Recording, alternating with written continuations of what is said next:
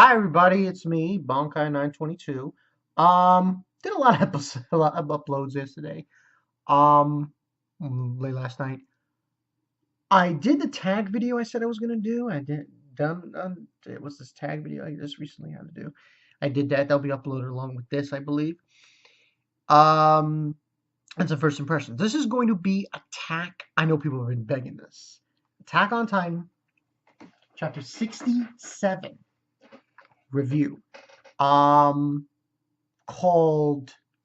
Let me just go here and just remember what it was said. Yeah, I can't even say this word. Irvud District Outer Wall. Now, basically, from last month, we saw major shit was going down, and basically saw that Reiss, Mr. Reiss, he drank the he looked up the liquid from the ground, and he turned into that humongous titan, who supposedly, even said in this chapter, was bigger than the Colossal. And in this chapter, we basically see Eren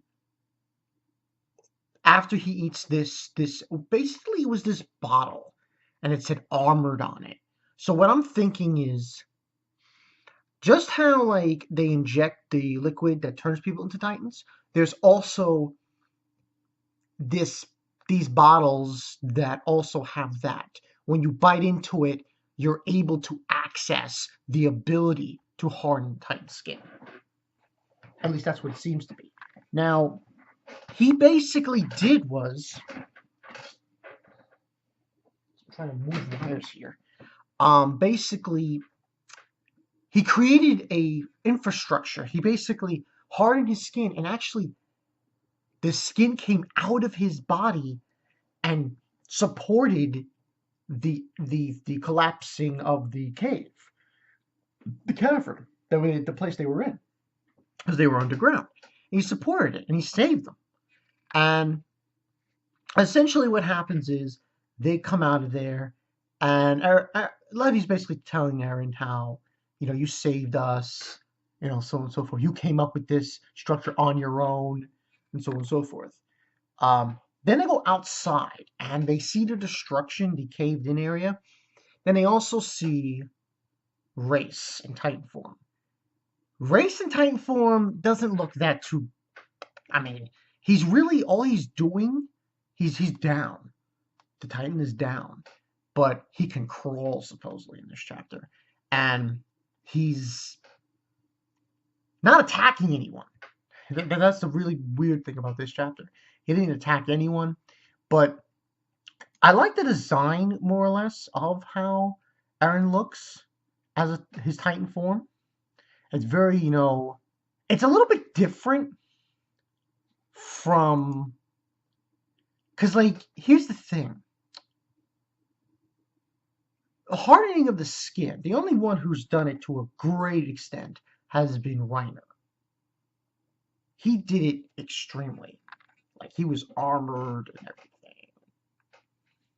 Armored on his face and his arms. It was really, you know. What Eren did with his, it's more like, how do I say it? It's more like, it's like a case. It's encased in armored skin. Um, and that's basically, he just did it to save everyone. Now, and then also Levy tells him that with this now, we can plug Wall Maria. And I'm thinking this.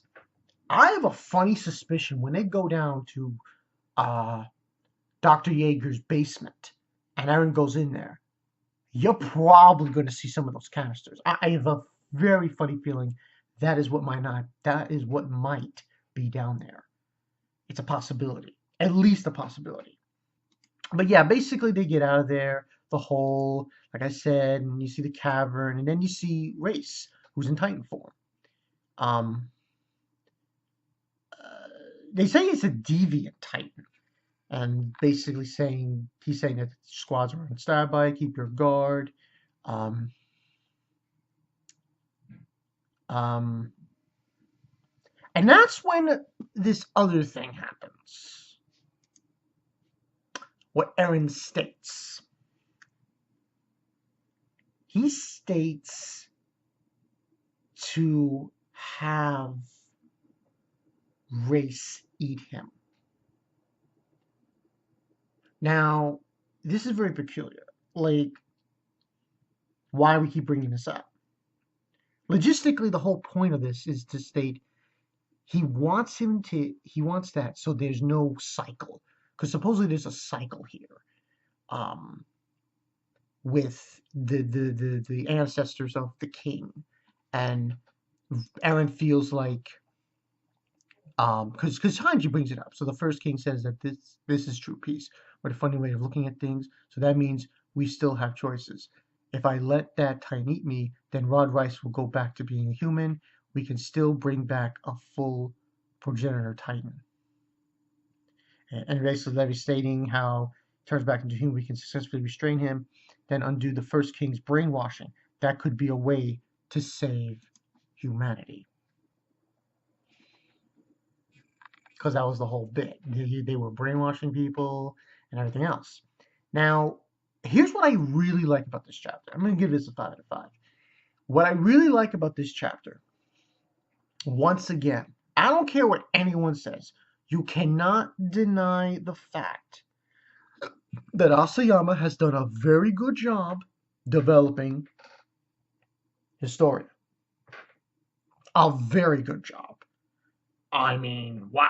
And I've been talking to Nezima on Facebook about it. He sends me these huge, huge paragraphs. And I really enjoyed it. He's like my wingman when it comes to Attack on Titan. He really is. But, and you cannot deny the fact that she is a good character now. And because, and she brings up, because like Levy's saying, and you're prepared to do that. It's like, yes. And it says, doing that, Eren, doing that would be, and that's when Historia says, we have one other option.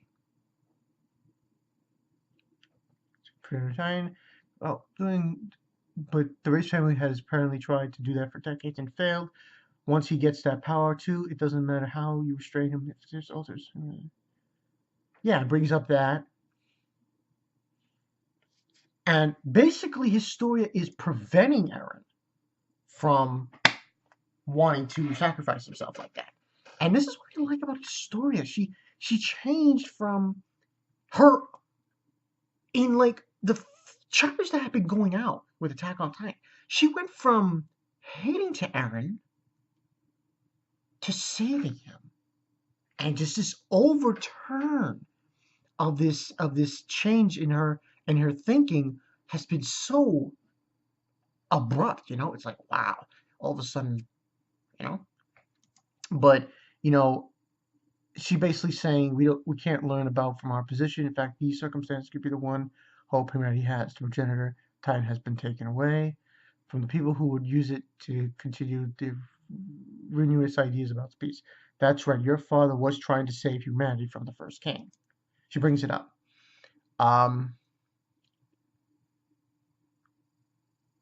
That was all right. And that's the other thing that was brought up. Eren's father was essentially reason why he killed the reiss family was that was the only option he had. That was the only option. In order to take it away from them, he had to kill them. That was the whole bit.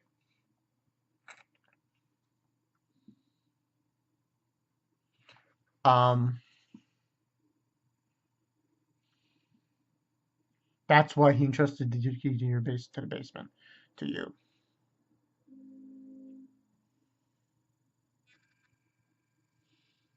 We're going to have to kill your dad. And that's when, you know, she apologizes to Eren, saying that back then I really intended to become a Titan and kill you, and not for humanity's sake, because my dad was right, or so I wanted to think. I didn't want him to hate me. Yeah. But now I have to say goodbye. So this change in Historia, and the rest of the chapter pretty much, just to go bare bones here, rest of the chapter we see Eren, like goddamn, where has he been?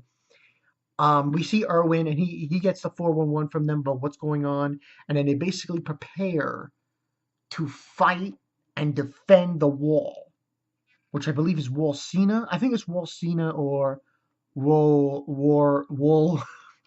Let's see what words there. Wall Rose or Maria. I think it's Wall Cena though, but Wall Cena, and defending it against this time who is Reiss. And what I found interesting, there was really nothing else besides that. Eren gets the 411, he comes back, they go back to the wall, and then that's when we have this interesting conversation between Historia and Erwin and Levy. And she's actually saying, no, I'm going to stay here. She decides to stay with them on the wall instead of hiding because she wants to be part of this as well. She wants to defend the wall and stop her father, essentially. And plus, the thing is that Reiss's Titan form is very slow and he doesn't actually walk. He crawls. So, that's the other thing.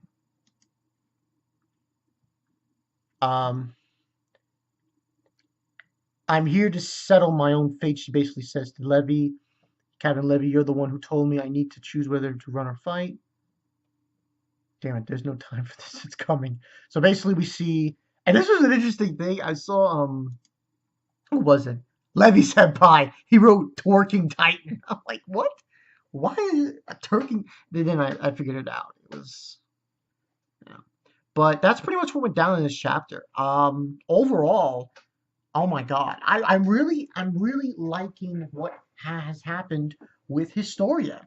She has essentially become a far more interesting character than I thought she was going to be. And not in my wildest dreams after the whole hissy fit she had with Ymir did I think she was going to turn this kind of character. Yeah, I was really surprised by this. Now, this obviously is going to happen in next month. We're going to have this altercation with this Titan. They're going to fire down on him and try to defeat him. I'm thinking after that, they're going to see if they can get Eren to plug up the wall. Yeah.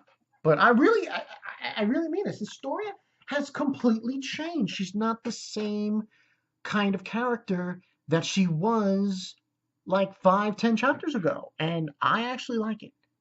I approve of this by Isayama. I love what he's doing here. Yeah, that's pretty much it. I'm really surprised. Now, we'll see what happens in the next, issue. But it says the biggest threat yet now approaches. Another gamble begins, and it will involve more than offense alone. And the thing about him, it's not going to be a big deal. This is Titan. Like, he's crawling.